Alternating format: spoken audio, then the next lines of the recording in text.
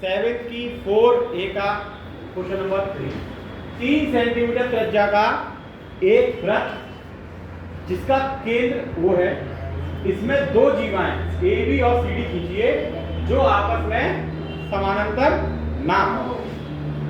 इन जीवाओं के लंब समद्विभाजक खींचिए, ये दोनों आपस में समद्विभाजक किस बिंदु पर काटेंगे। देखिए सबसे पहले आपको 3 सेंटीमीटर की दूरी प्रकार में लीजिए। प्रकार है किसी के पास? लाइट दीजिए प्रकार और एक स्केल। स्केल दीजिए। इसमें आप देख लेंगे 3 सेंटीमीटर।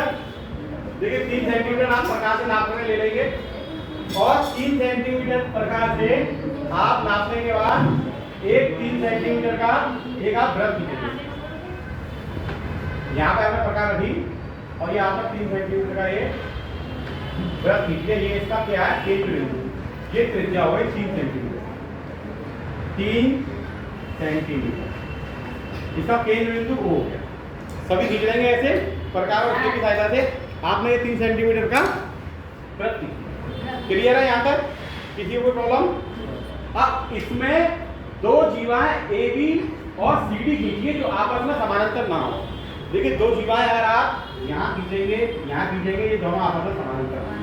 जैसे आपने एक जीवा ये खींची, एक इससे अलग हटके आप कहीं भी खींच सकते हैं। सी और दो जीवाएं खींच गई, कोई दिक्कत नहीं, खींच गई। अब इन जीवाओं के आपको दो समद्विभाजक करने, इन जीवाओं के दो भाग करने हैं आपको। तो देखिए जैसे किसी भी रेखा के जब हम दो भाग करते हैं, जैसे हमने आपको दिया था 6 सेंटीमीटर की रेखा के दो भाग करने हैं, तो आप इसके यहाँ के प्रकार से ऊपर चाप लगाते हैं, आधे से ज्यादा इसके नीचे लगाते हैं। इस बिंदु पर बी बिंदु को केंद्र मानकर ऊपर लगाते हैं, इधर लगा दे, इधर लगा दे। ऐसे आप सी और डी जीवा के लिए पहले सी बिंदु को केंद्र मानकर एक चाप लगाएंगे प्रकार से, ऐसे डी बिंदु को केंद्र मानकर ऊपर लगाएंगे। सी बिंदु को केंद्र मानकर इसकी दूसरी ओर, डी बिंदु को केंद्र मानकर दूसरी ओर। यहाँ तक दिक्कत किसी को दिक्कत? अब देखिए स्केल की सहायता से इसको आप सीधा मिला दें। क्लियर हो गया? ऐसी ए बी जीवा को पहले ए बिंदु को केंद्र मान के आप ऊपर चाप लगाएंगे और इसकी दूसरी ओर लगाएंगे। अब बी बिंदु को केंद्र मानकर आप एक चाप और लगाएंगे, इसके दूसरी ओर लगाएंगे। अब आप इसको भी मिला देंगे तो आप क्या देखेंगे? ये दोनों जो समद्विभाजक जीवा हैं, ये दोनों इसके केंद्र बिंदु को टच करेंगे।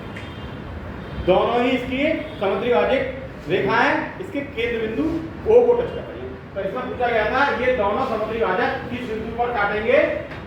तो आप लिख सकते हैं ये दोनों समद्विभाजक O बिंदु